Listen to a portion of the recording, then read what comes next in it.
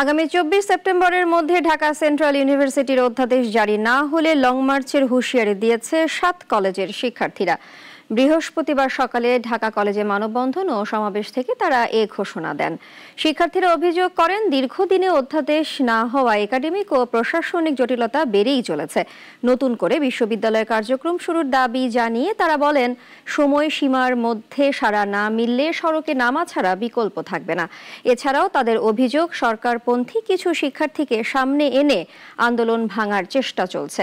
তবে দাবি আদায় না হওয়া পর্যন্ত কর্মসূচি অব্যাহত রাখার ঘোষণা দেন তারা।